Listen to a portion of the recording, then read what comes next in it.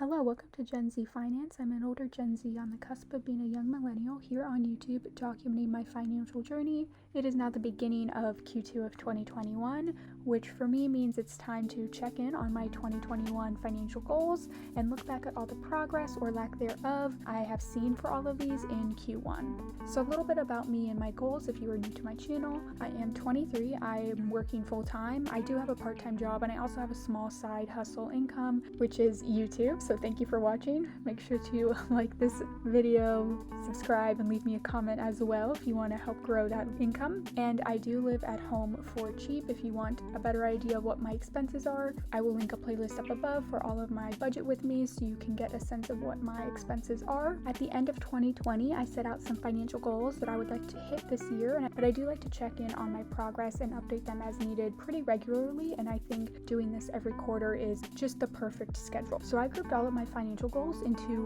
4 categories, and they were spending habits and creating a healthy mindset around money, income goals, saving and investing goals, and then finally creating financial strategies and plans to help me build a strong foundation for my finances moving forward. So we're going to look at each one of these groups and view all of the specific goals within them. So we're going to start with my 2021 spending habits, and all of these goals can be boiled down to this one idea that I don't want to let money control everything in my life. I am debt free and I am investing and saving a lot, which we will talk about in a little bit. So I still want to make sure that I am having fun and not focusing so much on the numbers, that I'm not actually using my money for things that bring me happiness. One of my goals is to spend $15,000 or less this year in totals. So that would mean that for each quarter, I would only be allowed to spend $3,750, excluding any money sent to investments. But this limit does include all of my household bills, my dining out, gas, travel, all of my other spending. As of the end of March of 2021, I've actually spent $2,923.09. So I am on track to hit this goal of spending less than $15,000. My second goal is that I'm not going to scrimp on any medical needs. I set this as a goal for myself because I have saved not just my deductible, but actually my entire out-of-pocket max for the year. So there's really no excuse for me not to go to the doctor. However, as you can see, I'm actually going to say this has been a fail so far. I've been putting off making doctor appointments mostly because I'm lazy, but a part of me does think it's just because I don't want to have to spend the money, but that's a silly reason not to go to the doctor. And then the final goal I had under this category was to budget for fun, friends, family, and then travel. I'm giving myself a thumbs up. Obviously, still the pandemic, so I haven't really been doing much traveling, but I have bought myself nice things, I have said yes to friends, and I have given to my family. So with all of that being taken into consideration, I'm actually going to give myself an A- for the spending mindset grade of my goals. And I have a couple of specific steps I'm going to take in Q2 to help kind of raise my grade. So the first one is I'm going to schedule some doctor appointments. And then the second one is I'm going to have safe fun on a budget now that I am vaccinated. And so now we're going to talk about my 3 specific income goals for 2021. The first one was that I wanted to bring in at least $2,000 a month net, and this was specifically designed to be a pretty easy goal to meet every month, and I have met it. So far I've averaged about $2,500 a month that I'm taking into my budget, and that is not including any stimulus checks. My second goal was to reach monetization on YouTube, and I completed this in mid-February. I actually thought it was going to take me longer. I didn't think I'd be able to hit it until maybe the end of Q1, but I have actually yet to be paid out, and I'm going to talk about that in a second. And then my third goal was to get a raise at my full-time 9-to-5 job. This is to be determined. However, I should have more information on this, if not actually have received the raise by the end of Q2. I believe I have my annual review actually coming up in April or May, so hopefully by mid-year I will get the raise. And I am adding a new 2021 income goal since I did hit monetization on YouTube pretty early in the year. My new goal is to consistently bring home $100 in YouTube AdSense revenue each month. And so like I said, I have been monetized now for about 7 or 8 weeks, and I have not yet hit the $100. So my goal is by the end of 2021, I am earning $100 at least in AdSense revenue each month. Okay, now we are going to be looking at my saving and investing goals. So the first goal was to invest $30,000 slash 50% of my gross income. So far, as of the end of March of 2021, I have invested $8,200. My gross income for the year has been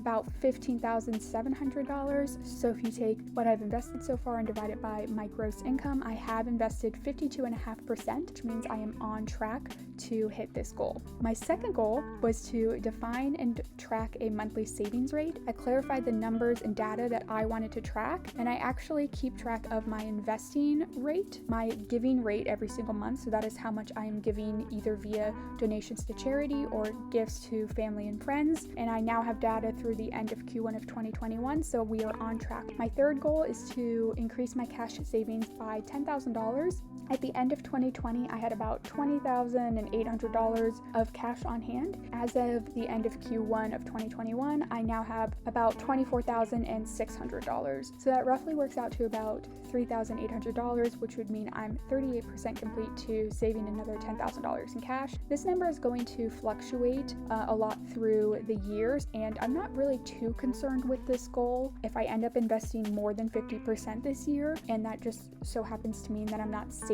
as much in cash, that's totally okay by me, but so far I am on track to complete this goal. My final and fourth goal is to have an $80,000 net worth by the end of the year. So as of the end of March, my net worth is sitting at $55,390, and the cash that I have on hand, which as a reminder is about $24,700, that makes up about 44% of all of my assets. That percentage is down. The end of 2020, my cash on hand made up about 48.5% of my assets, so it's definitely decreasing. For both the net worth goal and the cash percentage of my assets goal, a lot of that is just dependent on the market for the year and how well the market does and grows, because if my invested assets grow at a faster rate, that's just going to obviously make my cash on hand shrink as a percentage of my assets naturally. So that is the hope and idea. I do have a stretch goal of hitting $100,000 net worth. I just still don't know yet if that's going to be possible, so I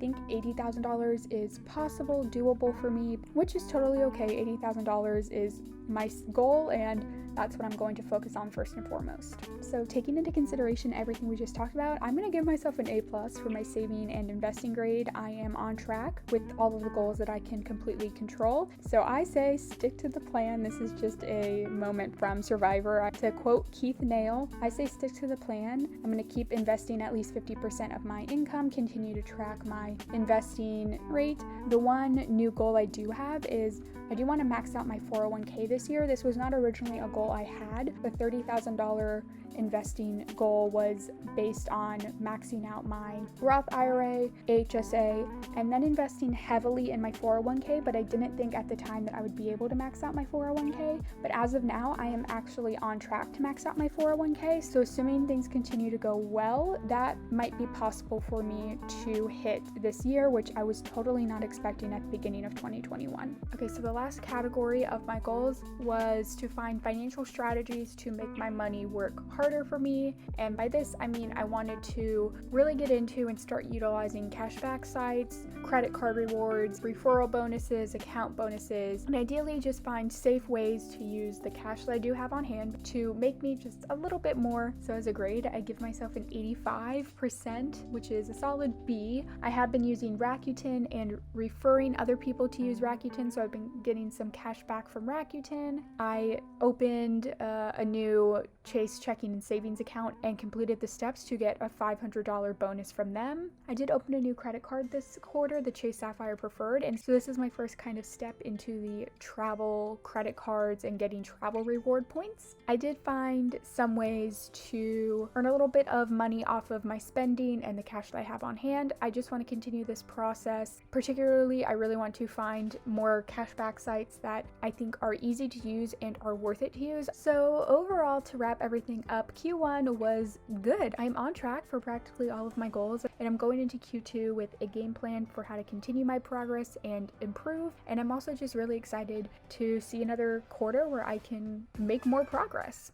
Let me know in the comments down below if you will be changing up any of your goals or adding any new goals for Q2 of 2021. That's going to be it for this video. Thank you all so much for watching. If you haven't yet already, go check out my March budget review and March investment update to get a better idea of my exact numbers. As always, I hope you all are staying safe and healthy and that you have a good day.